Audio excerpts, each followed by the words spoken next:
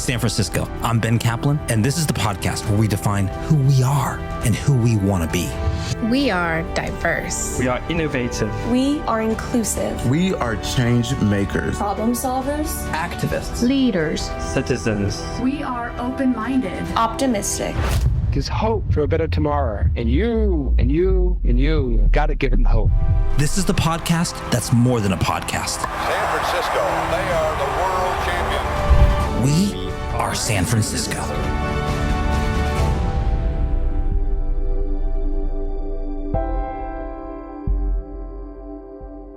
Hey, San Francisco.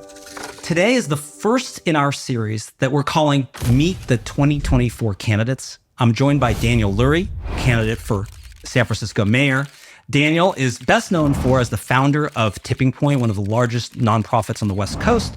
Also, he's part of the Levi Strauss family, which of course is the family behind the well-known iconic San Francisco brand Levi's. So, Daniel, welcome. Thanks for joining us on the show. Thank you for having me. I'm excited to be here. Nice setup in here, by the way. Okay. Congratulations. Well, thank you very much. We are a show that's all about, how do we get San Francisco back on the right trajectory? I know you've made your campaign about that as well. You're, I think by my count, about 4 months in from your official declaration date. What has been surprising or challenging? What have you not expected since this is your first political race? Well, first, let me tell you, I love this city. I'm raising two young kids here, a 12-year-old daughter, a 9-year-old son. You have kids. I know this is a little bit younger, a 3-year-old and a 2-year-old. Yes. This is one of the reasons you're doing this. And this is the big reason why I'm running for mayor. I've always been proud to be from San Francisco. Simply put, if we continue down this direction, I'm worried that your kids and my kids won't have that same pride in San Francisco. And that's why I'm running. You mentioned Tipping Point. I know how to get big things done. I know how to bring diverse groups of people together on behalf of our community. And what has been thrilling about the first 4 months is just going to every corner of this city and meeting people. I was born and raised here, so you would think, okay, I know every corner. I don't. You can't possibly know every corner unless you're running for mayor. And it's been so exciting to meet people where they're at, to understand their concerns. And what has been most surprising is how many people care and how many people are engaged in this process. Stories that I've seen about you, probably as early as, at least in our research, 2017, there was starting to be public stories about, is Daniel Lurie running for mayor?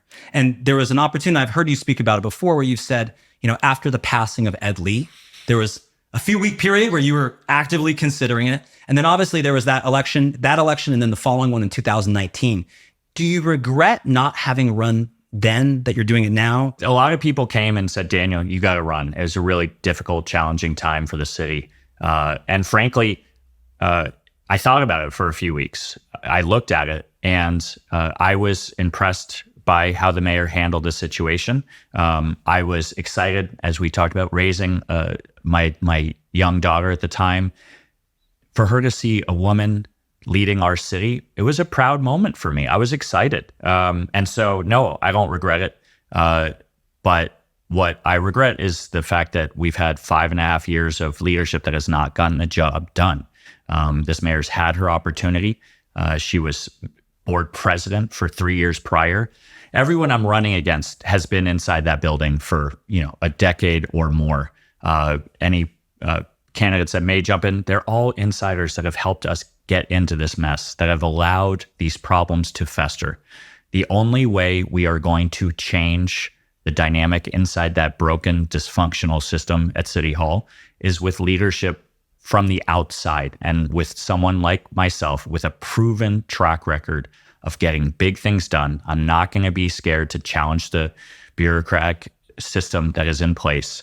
And frankly, it's the only way it will get done is with somebody with proven leadership outside that is not beholden to those interests at City Hall. And what is your relationship, let's say, prior to the campaign with Mayor Breed and then Supervisor Breed? Did you have a working relationship? Absolutely. Where did you know her? What was the nature of it? Has that changed more recently? Yeah, of course it's changed a little bit, but no, great respect for the mayor. I've worked with her. I worked on issues of homelessness and getting housing built in the city. I had monthly meetings with her department head. I've worked with every mayor since Gavin Newsom. And I, as the head of Tipping Point, we wanted to help our community. And you do that by working with leaders like Mayor Lee, Mayor Newsom, Mayor Breed. And I know what good leadership looks like. I know we might get into this, but I ran and Ed Lee asked me to chair Super Bowl 50. It was an honor, a big global sporting event coming, and the mayor of San Francisco asked me to lead that effort.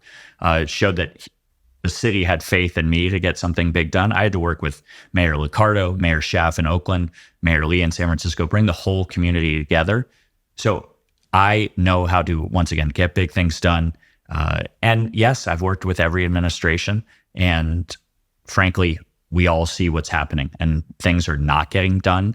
We aren't seeing the change that we all deserve. Would you say, to me, it feels different than other times where San Francisco has had big city problems, but it feels different to me right now because it's like, at some of our meetings, we do big events, town halls, and I will ask people, hey, would you be at this meeting if this was 2017? If you would not be here, raise your hand. And tons of people raise their hand. And then I ask them, well, how many of you felt like there was no way you were going to miss this? You were compelled to be here because you were so concerned about the city, and everyone keeps their hands up. So it sort of feels different. And I don't know what you think that is. If that's anger or frustration or just like, this is a big moment or what it is. It seems it's different than any time I've experienced sort of big city problems that, have been around San Francisco for a while.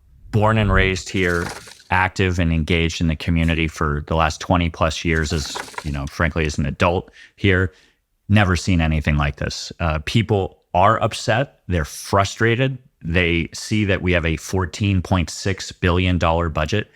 Every single department under this current mayor's leadership has a bigger budget today than they did 5.5 years ago.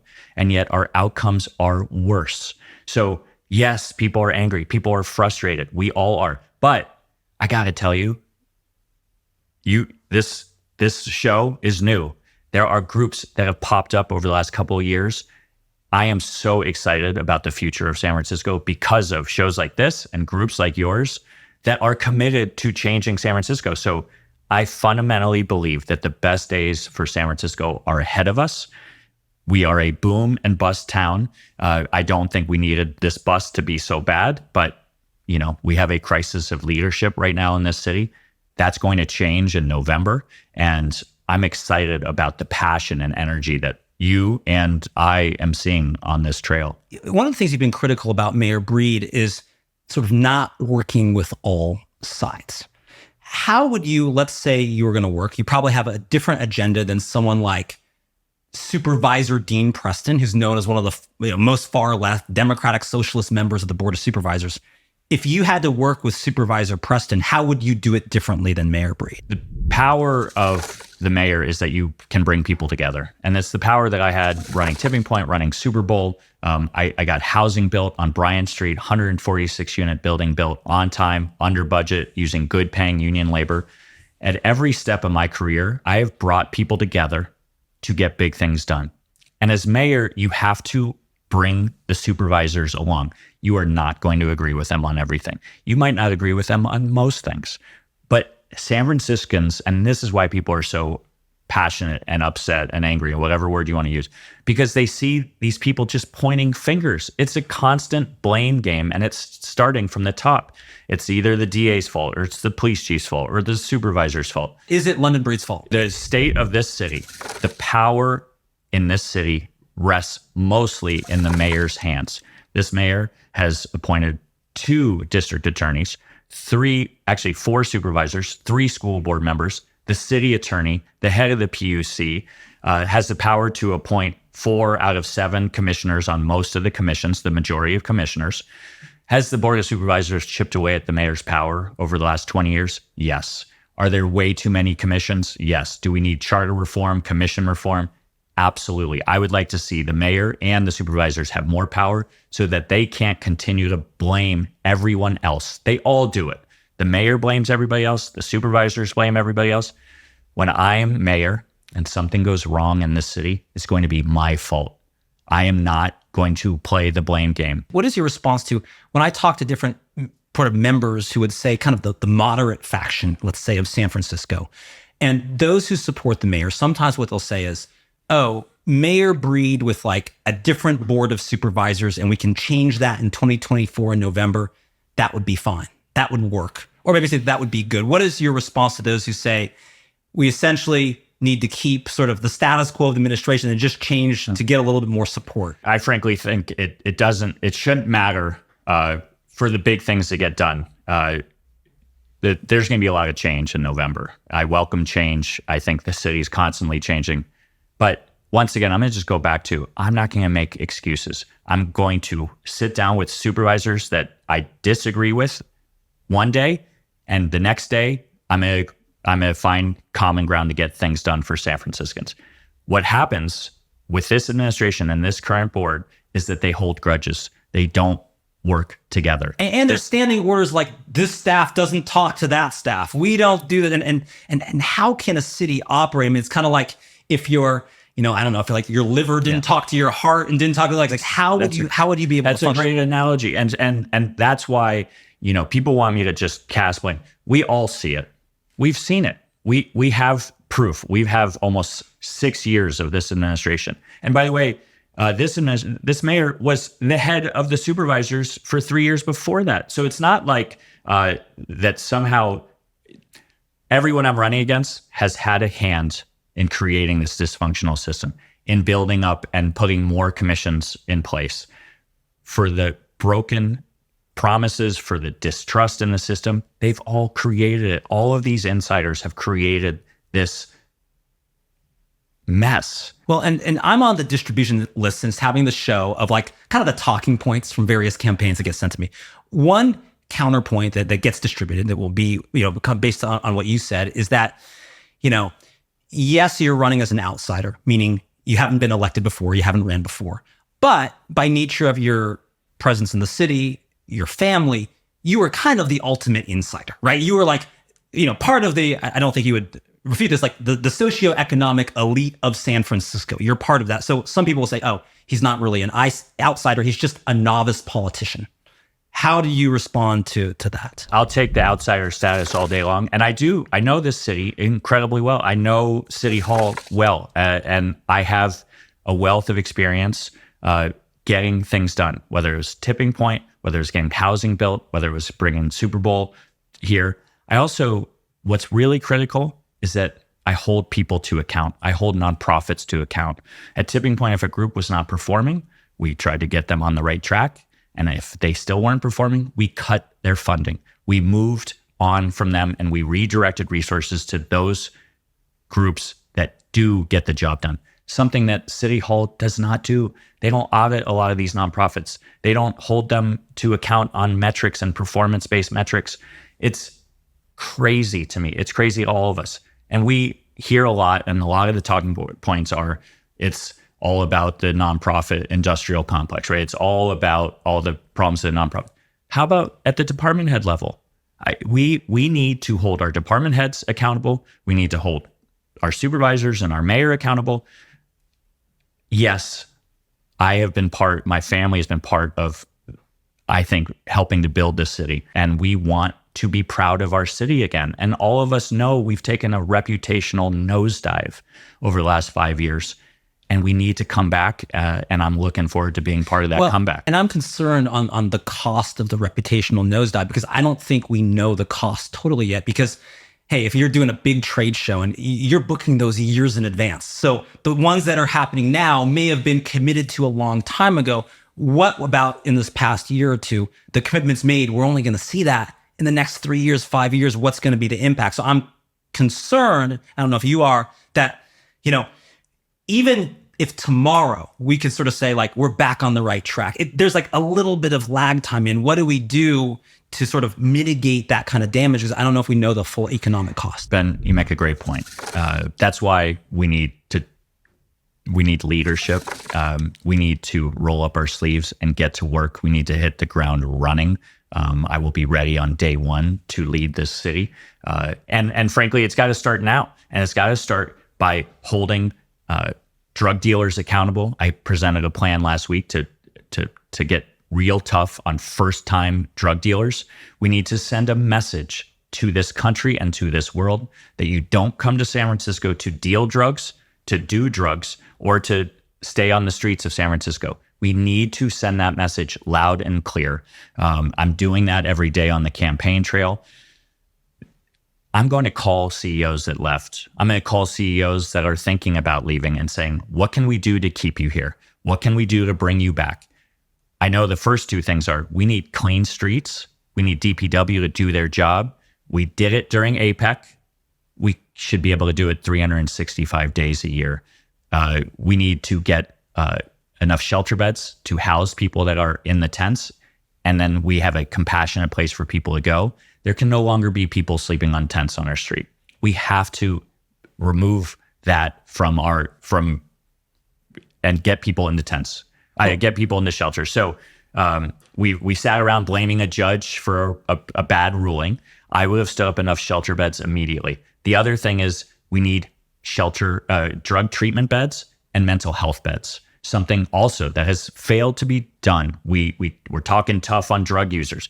We need a carrot and a stick approach. We need enough care infrastructure to get that drug user into treatment. Okay.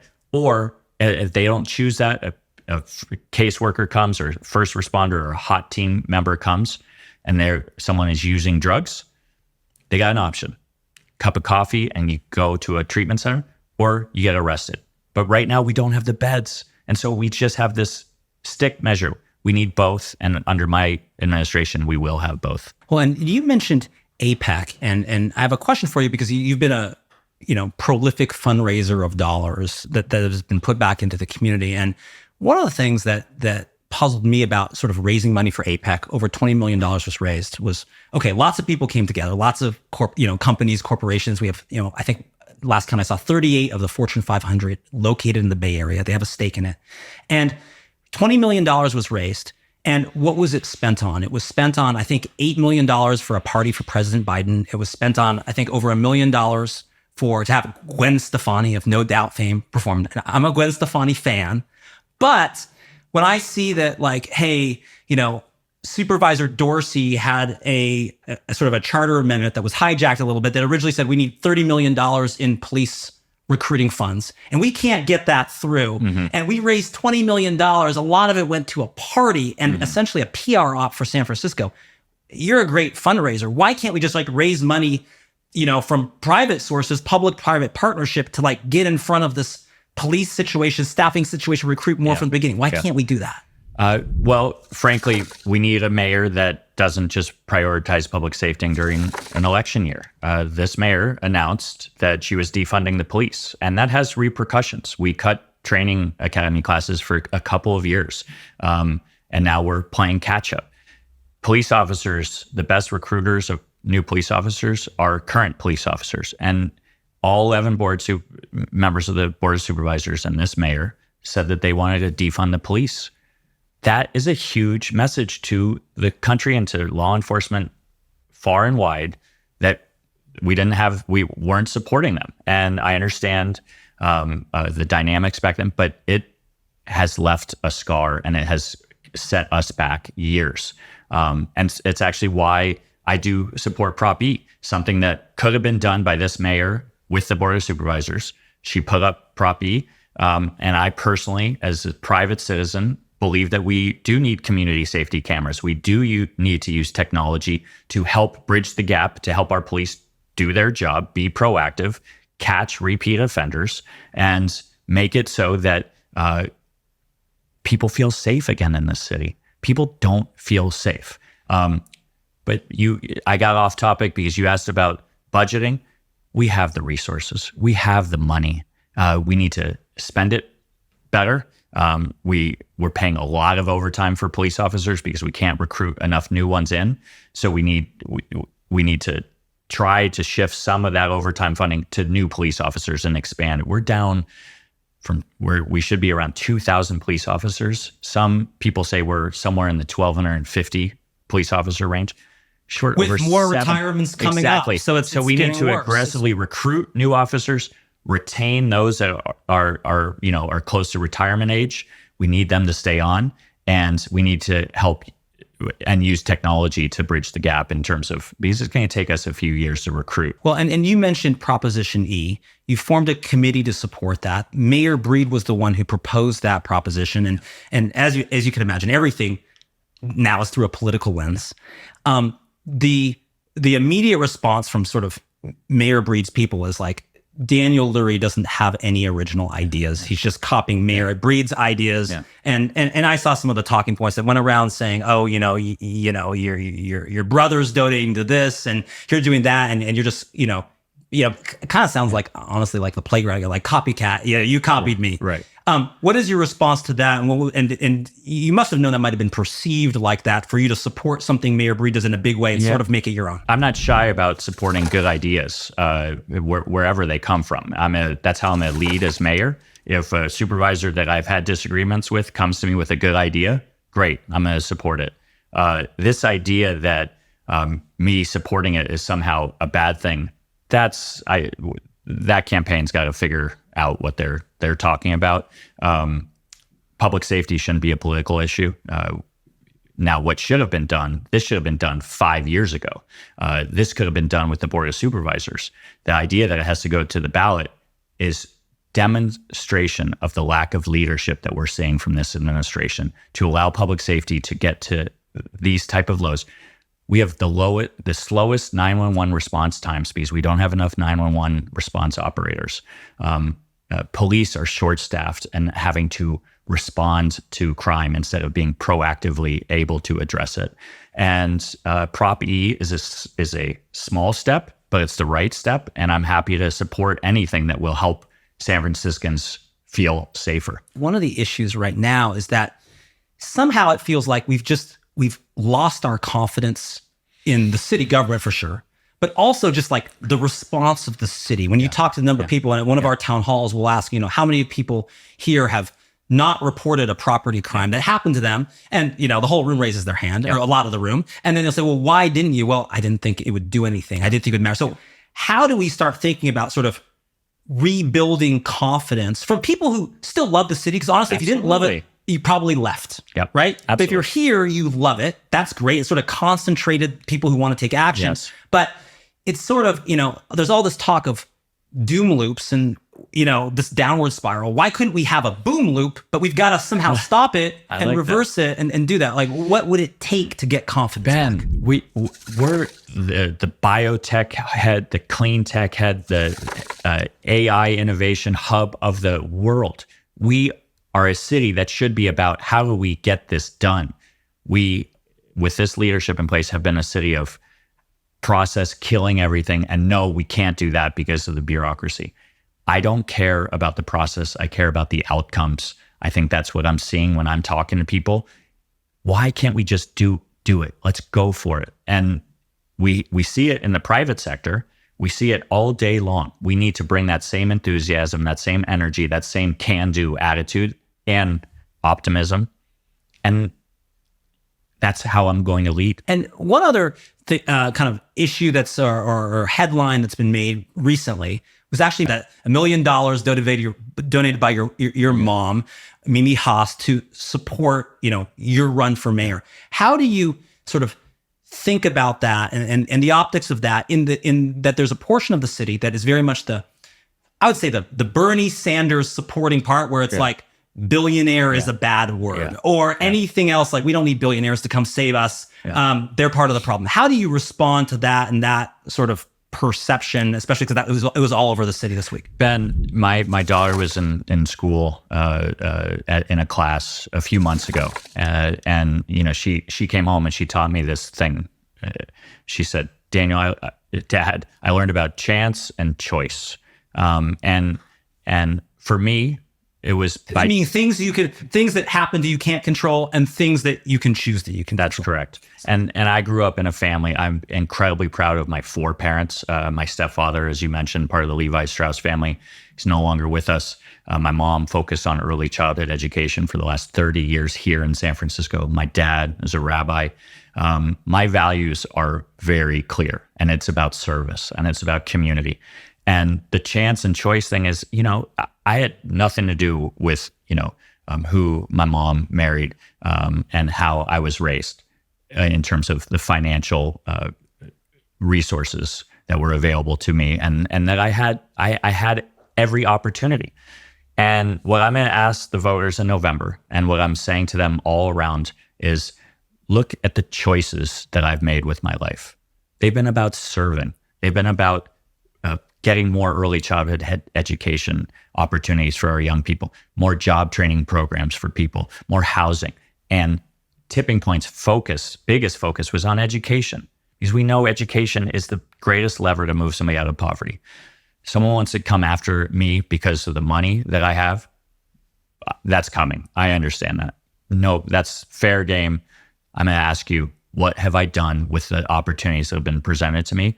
And I feel firmly rooted in the choices that I've made with my life. Well, and wouldn't you say San Francisco, to kind of use your framework, it's like we have sort of a chance or a choice decision now for what we're going to do, meaning we can kind of leave things up to chance. Things work on cycles. Yep. Cities have downtimes, they have uptimes. Maybe cyclically things could go back. But we also have a choice, I think, and that choice is, yes, there's a choice for mayor, but there's also just a choice of everyone in the city, 800,000 people who, imagine if just 1% asked the question, I'm going to riff off JFK, ask not what your city can do for you, ask what you could do for your city. 8,000 people. Past board of supervisor votes were decided by 150 people, 250 votes. Absolutely. What if we got even 1%? What if we could do better than that? What if we do 5%? Can we make that choice now as a city that we're not going to leave this up to chance? Absolutely. And I think what we're seeing in some of our neighborhoods are thriving. You go to North Beach, it's hopping, right? They're doing it in spite of leadership at the political level. Every small business I talk to says they are getting cut to death by 1,000 paper cuts, right? Like it's a new tax here. It's a new regulation that they have to go through. They want to redo their restaurant. They have to go to 8 different departments. And in spite of the bureaucracy, in spite of the lack of leadership at City Hall, San Franciscans get things done. And so imagine putting that can-do attitude, that choice of I'm going to change things together with an administration that is going to serve the people. I am going to be a public servant. As mayor, my administration, every department head there's going to be a culture shift. It's going to be, okay, how do we serve the small business community? How do we serve the residents and the taxpayers of the city? Right now, everywhere you go, it's, oh my God, I am serving City Hall. And how would you approach, let's say we lived in an alternate universe where you're mayor right now. If you were mayor right now, you'd be coming up to a big union negotiation over the summer, right? A lot of city workers who are part of unions. And it's already, all signs point to being contentious in the sense that, I think there were some memos released from unions saying, workers be prepared that a strike is very likely this summer. So if it was Mayor Lurie right now, and you were going into that, how would you navigate those waters in the context of budget deficit? There's going to be unions who believe in their workers and are going to do everything they can to serve right by their worker. Yeah. You've got a limited budget. You've got lots of factions, entrenched power. What would you do to tackle it this summer? Talking to the labor leaders and the business leaders of this community daily, and having open lines of communication. Making sure that we are sitting down, making sure labor, and I think they do understand the $1.4 billion deficit that we are facing in 2027. And frankly, that's a deficit made under this administration's watch because we have not kept people safe. We haven't kept the streets clean. We have not been able to bring revenue in because, as you pointed out before, conventions are leaving. Tourists aren't coming at the numbers that we need them to be coming to fill the city coffers so that we can be that compassionate, caring city. So it's sitting down with labor.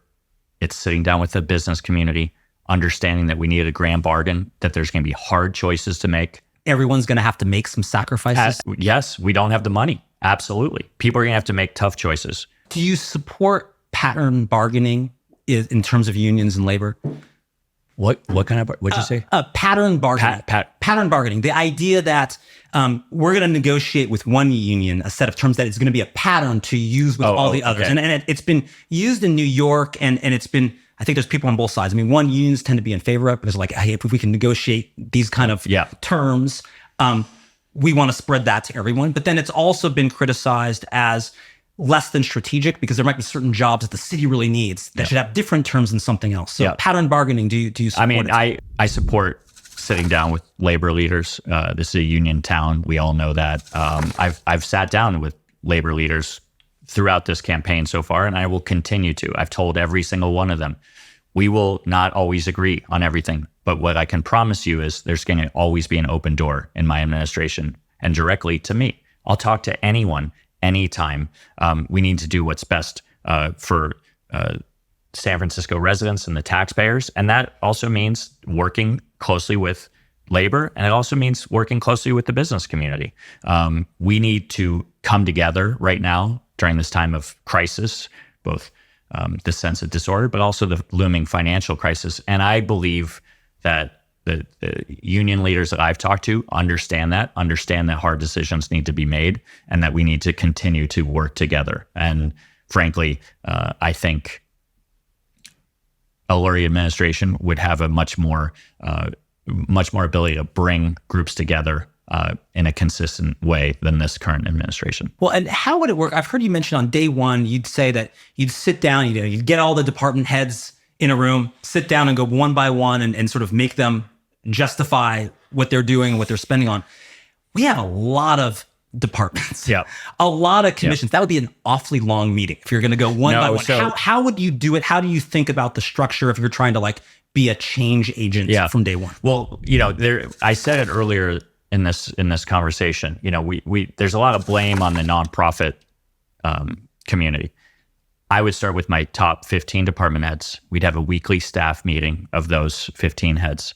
Kind of like a cabinet. A cabinet meeting. And the idea that is not happening now should shock everybody. But it's not. It might happen every 6 weeks.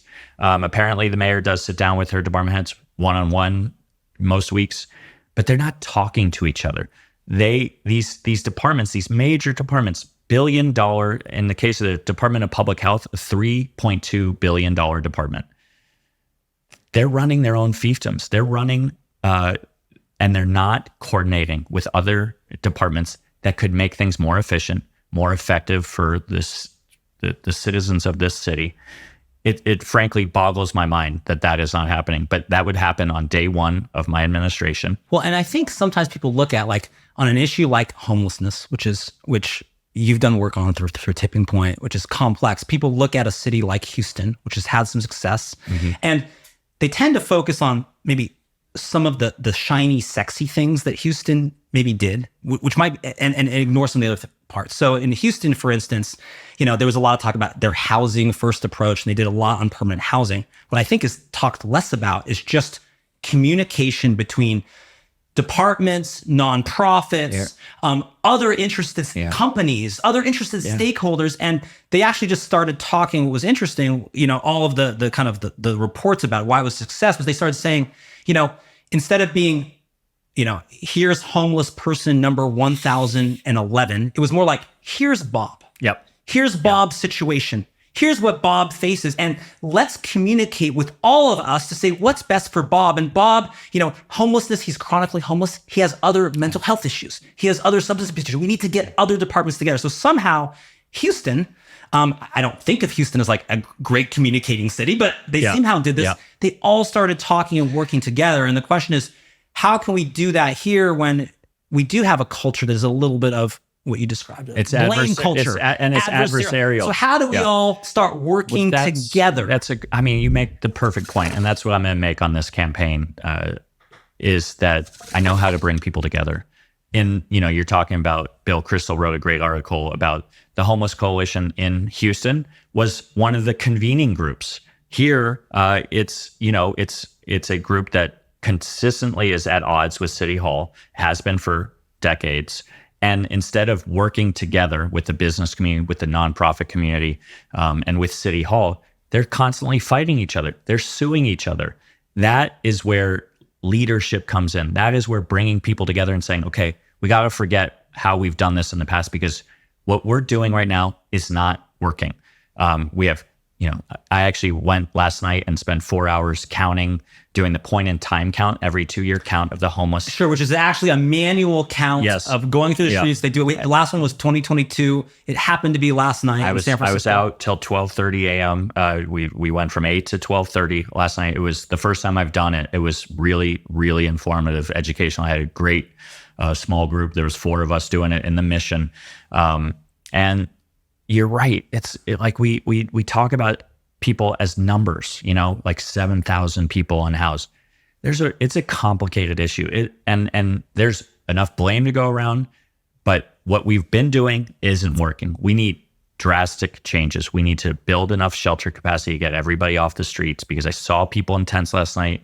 We got a huge storm coming right now.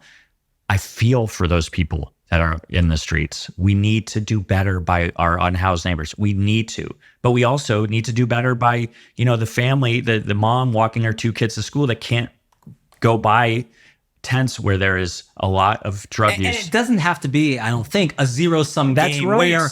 where family wins, homeless community loses, homeless community wins, family loses. That's right. There's a way and to we've get us lost sight of that, and that is why you need a new era of leadership. I've also heard one interesting kind of approach you've proposed, which is, I think you referred to it as the czar system, where you've said, and I think 2 I've heard you say is we ought to have a downtown czar. I think I've heard you say we ought to have a small business czar. Yeah. What is a czar, and how is that different than special assistant position or something like that? I would love to, have a structure in place like a deputy mayor structure. Apparently that was made illegal. Our Agnes was the last one to have deputy mayors. I think this is part of what we need in terms of charter reform and commission reform. You just mean like a go-to person that's right. on an issue who's like, this is where the buck would stop with you if you were mayor, with me. But they would be the sort of the point person on that. But we talked about, a small business, a bakery wants to get open. They have to go through 8 different department heads, 8 different departments to get, approvals to open their business. 8.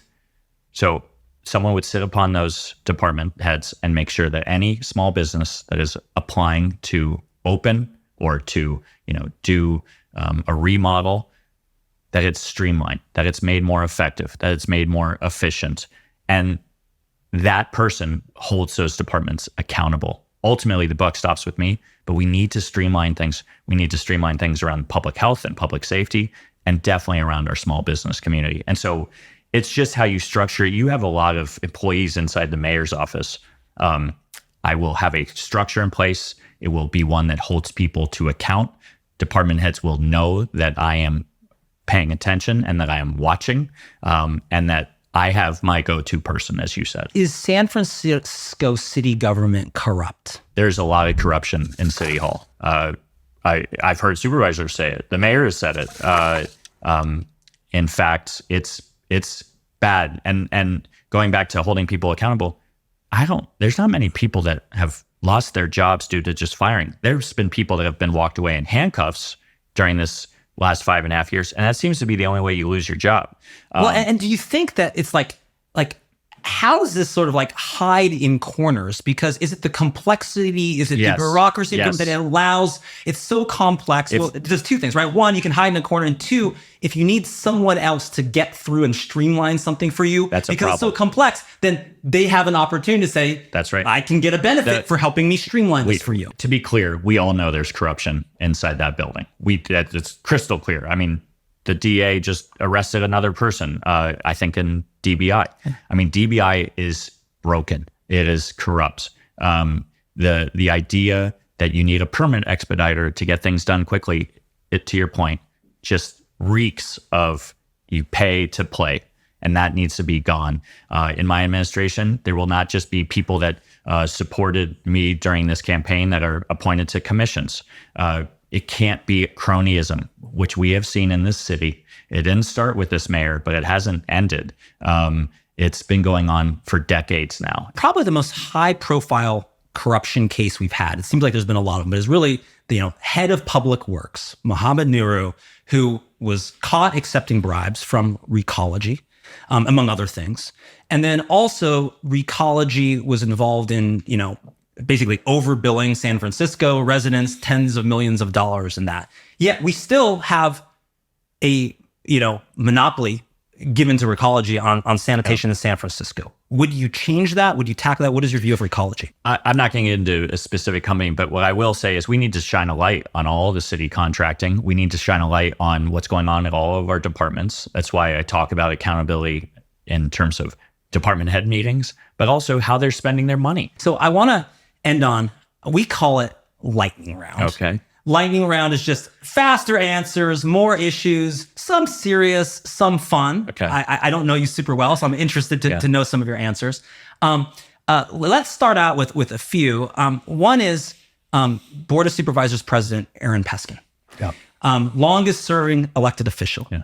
A, champion of San Francisco or a creator of complex codes that are getting in the way of progress. What is your view of Aaron Peskin? He's smart. He is knows where all the bodies are buried. And I heard him say he's afraid of winning. Also, You're just being afraid of winning if people speculate he's going to run for mayor and he's afraid of winning. I think he's obviously got a very wry sense of humor. So I'll give him that. The other well-known one is Ahsha Safai, who's on the Board of Supervisors. Would he be a good mayor, in your opinion? We believe we're going to win. So Ahsha and I know each other quite well. We're friendly. I mean, we're friends, actually. So I have great respect for his service of San Francisco, but I don't think he's going to win. So I don't think I need to answer that question. Hobbies, something totally different line of questioning. What do you do, aside from being a dad and spending time with your kids or your wife, to unwind from the campaign? What is your go-to? It's got to be Netflix. It started off a little bit with The West Wing a few months ago. I was watching those episodes. Taking notes for the campaign. You're like, I gotta be like President Bartlett. The idealistic thing, which is so cute and clever now. But then it's also it's getting behind our Warriors and watching our Sports Giants. Fan. Okay. I'm a nut. The Niners. Watching the games with my son. So listen, sports. I work out every day. I got to work out every day. You can do that while campaigning. You can still keep up your workout. I wake up I work out every morning, get up, 6 a.m. or earlier and make sure I get a workout in. I've done that kind of my whole life. Helps me. One thing I will tell you that I started 112 days ago, meditating. It's been amazing. And so never thought of myself as doing that, but it really helps me get ready for the day. Okay. And what is, that might be the answer to my next question, but I'll give you another chance, which is, what is something surprising about you that people would just not expect? They might either just be getting to know you, or they have a view of, here's who Daniel Lurie is. What would people be unexpected about? I think, when you look me up, you're going to think one thing. I think what people, I hope, are starting to understand, because they see me everywhere, is that I don't stop. I outwork everybody. I am committed to winning this race. We're going to win this race. We're going to have the resources to win this race. And I'm going to go out and earn everybody's vote. And so what people might not know about me, but they will by the time they vote, is that I'm tireless. And when you're working that hard, you've got to eat. You've got to have a meal occasionally, to break it up a little bit. You've got $20 somewhere in the city. Do you have a go-to under $20, a go-to meal that you would recommend? It's always a burrito for me. I mean, you got to go. I grew up on Gordo's burritos. Okay. And then La Taqueria is pretty hard to beat. And I got a couple off-menu things you could order there with kind of the El Dorado style there, yes? Yes, and then Taqueria Cancun I went to last night at 10:45. We took a quick break to feed ourselves during the point-in-time count last night, and it was delicious. So a burrito, San Francisco burrito, you can never go wrong. And what is a favorite hidden gem in the city? If part of being mayor is being a cheerleader for San Francisco, and you got the new, the next APEC coming, and you got to recommend, I don't know, another mayor of another city, where to go. What's a hidden gem you recommend? My daughter and my brother and I went over around Christmas time. There was a huge swell coming in, and we went to watch surfers out at Dead Man's. It's a surf spot out at Land's End. I'm taking people there all day, every day. It was stunningly beautiful. You're looking at this huge wave coming in, and you're looking back at the Golden Gate Bridge. You're in, one of our great parks. That's where I'm going. What is a mistake you've made, either in this campaign and before, and what did you learn from it? I've made plenty of mistakes, and I'll make plenty more. And you always accept responsibility, and you own it, and you say, I messed up, and you apologize, and you don't make that same mistake again. I did it at a tipping point, and I think we're humans, we make mistakes, and I think it's the people that acknowledge them, take responsibility and accountability for it, and then you move on and you learn from them. And that is something that I take great pride in, not making the mistakes, but learning from them and moving on. Well, and I think we could probably make mistakes, even if we're going to make them as a city, that are like, let's test things, let's try things, let's do pilot, but let's make mistakes when the stakes are low, so that we can find better solutions. And I don't know if you agree with this or not, but I feel that sometimes we are very quick to sort of label, does something work or does it not, as opposed to being like, let's optimize the solution. I know you used to work for Bill Bradley. Very Bill Bradley, right? Let's have a pilot program. Let's optimize the solution. Let's take what sort of works or sort of doesn't work and make it better. Do you agree or disagree? Agreed. All day. I mean, listen, look at where we live. Like, let's, famous politician one, let's fail forward fast. You like not to fail, but if we're going to do it, let's once again learn from it and get better. But we're the innovation capital of the world. Incredible human capital, right? Incredible human capital. We have the best in the world in terms of people. We do have skills. the best in the world. We have the best universities. We have the best parks. We have the best infrastructure. We have the most gorgeous city in the world. We were once the envy of everybody.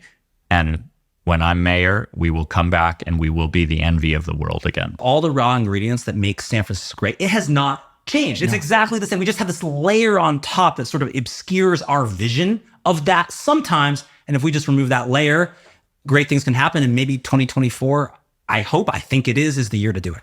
Ben, the bones are strong. This house that we have built as San Franciscans, the bones are there.